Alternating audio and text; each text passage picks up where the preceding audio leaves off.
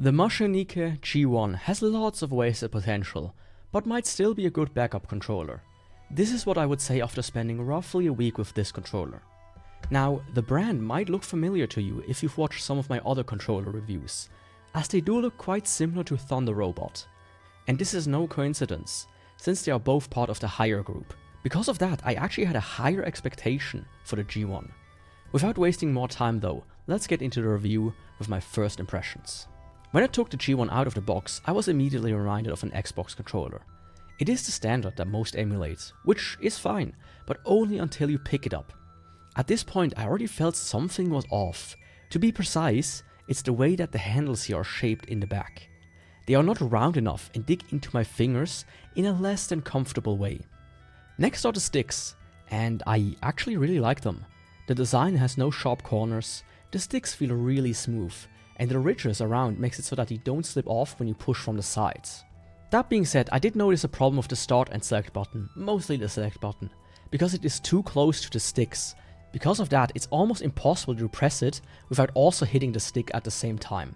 It also doesn't help that they made one side flat. Without that, I might have been able to hit it from the side a little bit better.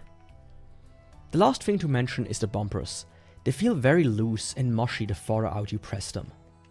With that behind me, let's move on and see what's in the box. You get the controller, a decently long USB A to C cable, a generic unlabeled dongle, the manual, and this card here for 99 hours or days of Laygod, which is some sort of gaming VPN after my research.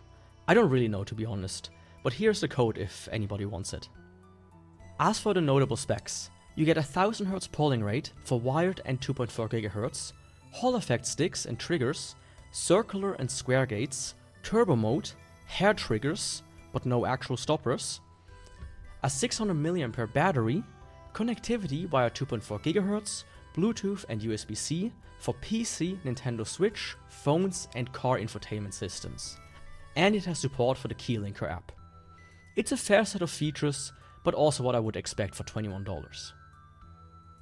But now let's take a closer look at the hardware itself. For the actuation force, we get 125 grams for A, 110 grams for B and Y, and 120 grams for X. The D-pad is a bit higher with 155 grams for up and right and 180 for down and left. Start and select have a nice 170 grams each. And then finally L3 and R3 come in at 630 grams and 670 grams respectively. Not too bad overall, but also a bit inconsistent. I then get to the circularity rate error. As always, I tested it with joystick tester where I get 0.4% for both sticks, and hardware tester where I get 0.3% for both sticks. This is a good result, but I'm more used these days for Hall effect sticks to get about 0.2% or less. Then I get to the polling rate. Via cable and 2.4 GHz, I get the advertised 1000Hz rate, and for Bluetooth, I seem to get something closer to 200Hz. I still use the polling tester, but I do trust the joystick tester rate a bit more as it seems to be more accurate for my testing. These rates are a nice to see result and a big plus for the G1. I then get to the sound test.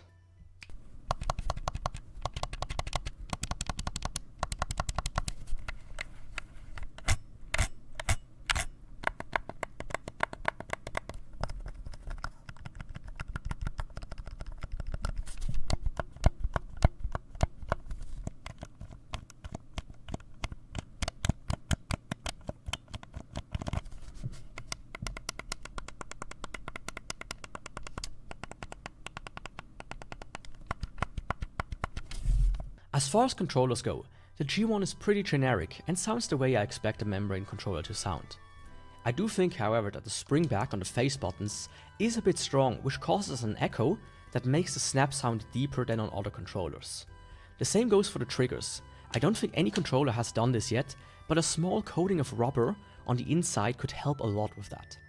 As for using the controller in actual games, it is pretty fine. The sticks are good, the face buttons are pretty normal, but I do have my gripes with the bumpers and start and select.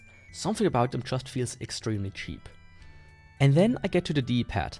As you can see, it is a shield style D-pad, and this combined with membranes just doesn't give a good result. You get a lot of miss inputs, and even just moving from one side to another sometimes feels weird as the membranes weirdly pop and spring back. As for the compatibility, I tested the advertised devices such as PC, Switch and Android, and had no real problems. It did take me a few tries to get it connected to the Switch, but once I got it worked flawlessly. What I also started testing recently is the PS3 and PS4 compatibility, since I have a hard time finding good first-party controllers for them.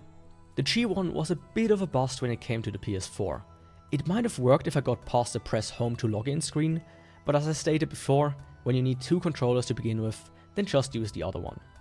Getting to the PS3 however, it became a different story.